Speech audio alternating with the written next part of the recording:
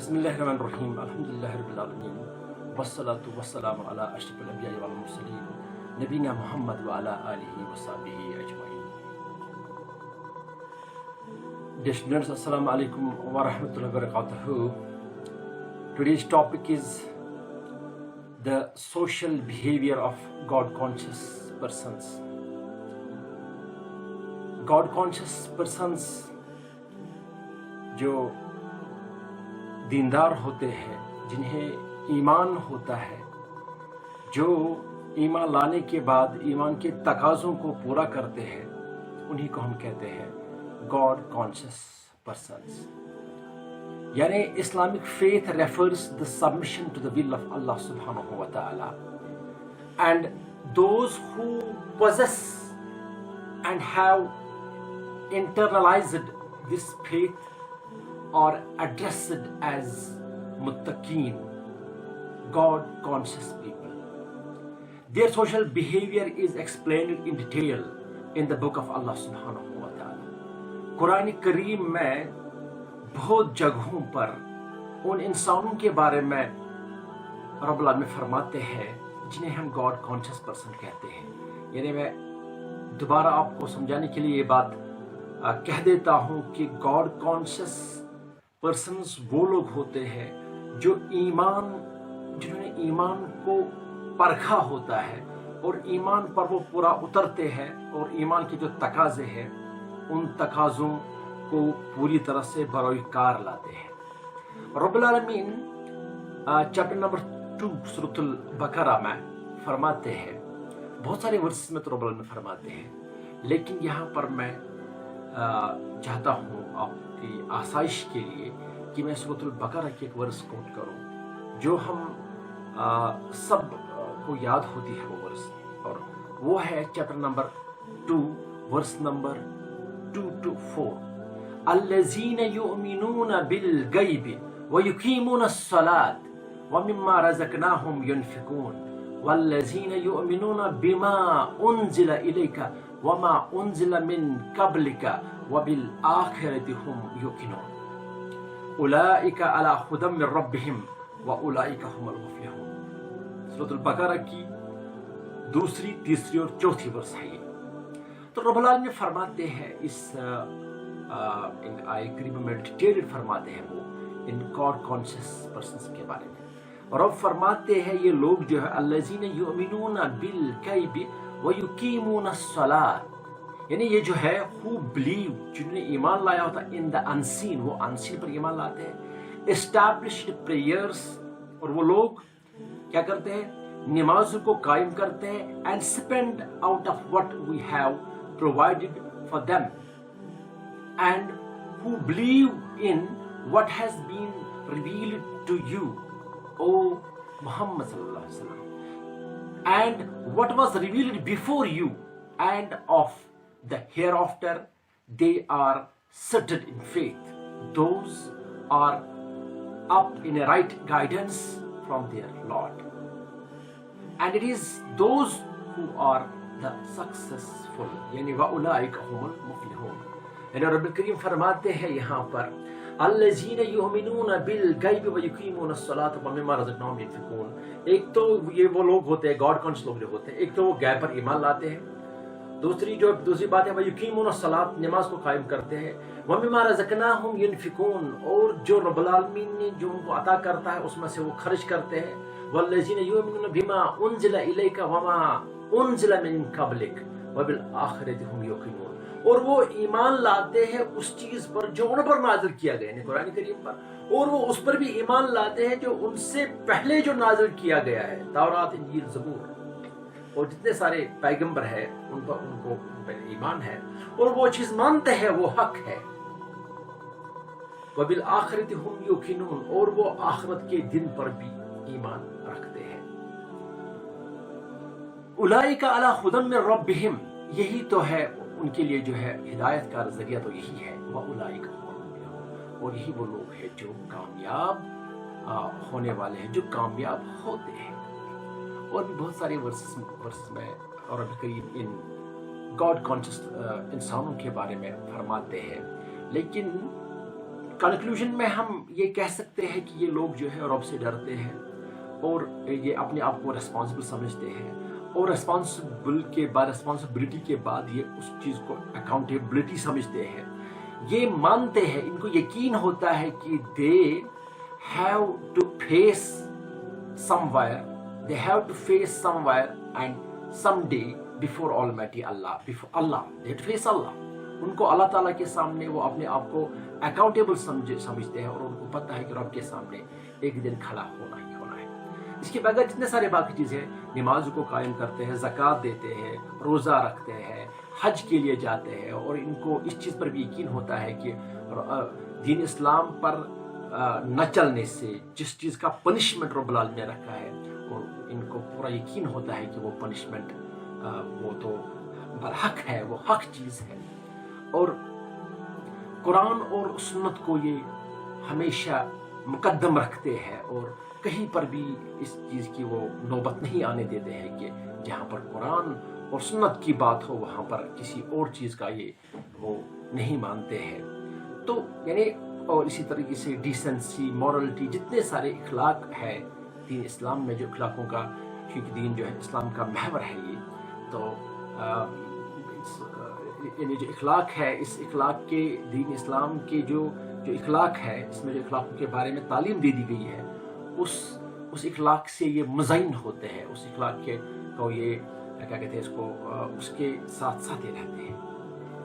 اور اب جو ہے جہاں تک ہمارے اس چونکہ ہمارا جو کوشچن ہے ہمارے سلیبس کے اعتبار سے، ہمیں یہ گاڈ کانشیس پرسن جو ہوتے ہیں، ان کی کچھ جو کوالٹیاں ہیں، یعنی جو چیزیں ان میں ہوتی ہیں، ان کو ہمیں یہاں پر بیان کرنا، یہاں پر پڑھنا ہے. تو یہ پہلی پائس ہوتے ہیں، یعنی پائٹی ان میں ہوتی ہے. ٹھیک ہے، یہ کانسیپٹ بھی آپ کو گاڈ کانشیس پرسنس کی جو ہے، یہ گاڈ کانشیسنس جو ان میں ہوتی ہے، وہ کیا ہوتی ہے؟ وہ تو یہ پائسنس ہوتی ہے. پائٹی ایک چیز ہے جو ہمیں اس میں پڑھنا ہے کہ پائٹی کیا ہوتا ہے. یعنی اس سے پائٹی پڑھنے سے ہمیں پتہ چلے گا کہ کیا کہتے ہیں، یعنی یہ کوالٹی ہے کن کی؟ گاڈ کانشیس پرسن کی. اسی طرح جو ہے ہمارے اس سلیبس میں ہے آنیسٹی، ان کی کوالٹی ہے.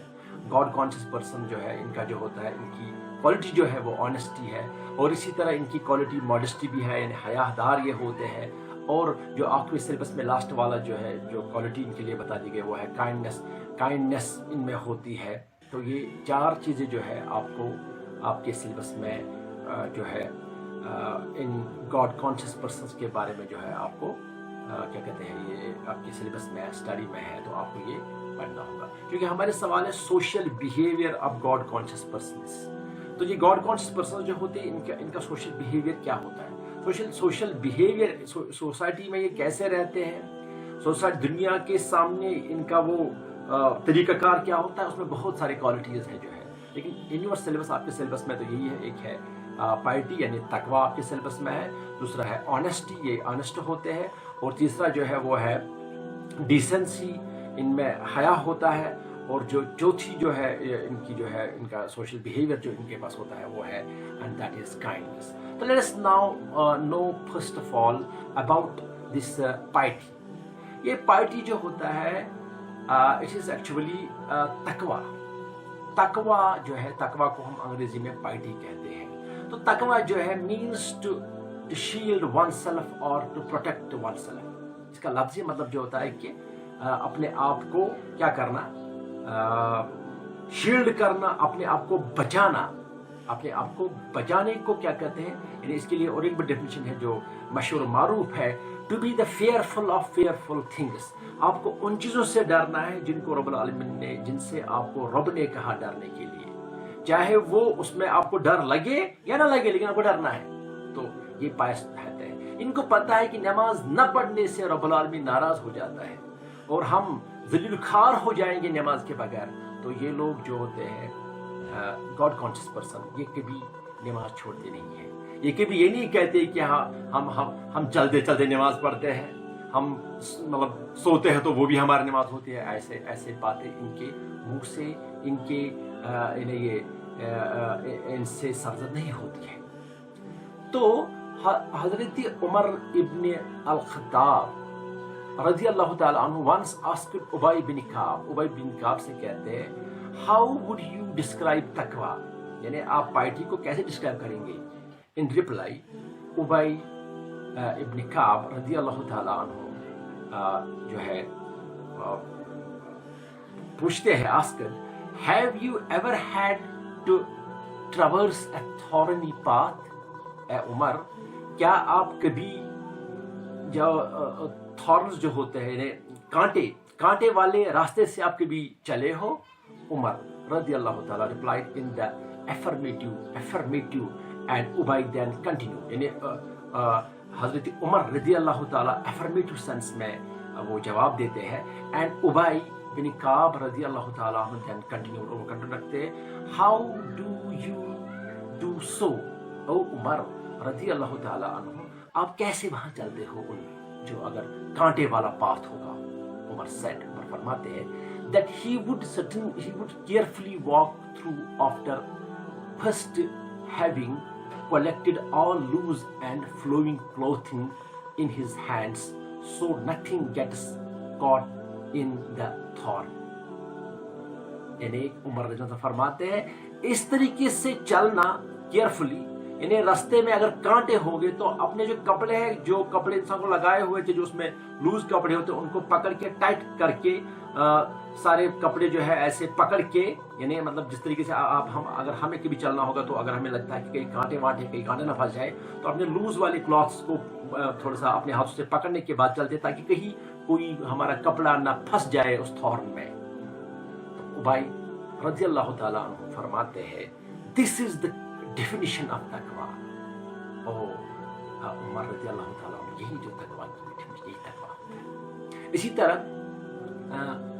and when Ali bin Abi Talib رضی اللہ تعالیٰ عنہ was asked to define taqwa، he said، حضرت علی رضی اللہ تعالیٰ عنہ سے پوچھا گیا کہ تقویٰ کیا ہوتا ہے، تو انہوں نے فرمایا taqwa is to fear the most exalted one، work upon his revelation، become content and aesthetic and always prepared for the departure from this life۔ تقویٰ کا مطلب یہ ہوتا ہے کہ آپ ڈرے رب العالمین سے اور آپ کام کریں، یعنی جانے ریولیشن کو، یعنی قرآن کو، اور آپ کیا کریں، اور آپ ثابت قدم رہے اور آپ تیار رہے اس چیز کے لیے کہ ہمیں اس دنیا سے ایک نہ ایک دن جانا ہے۔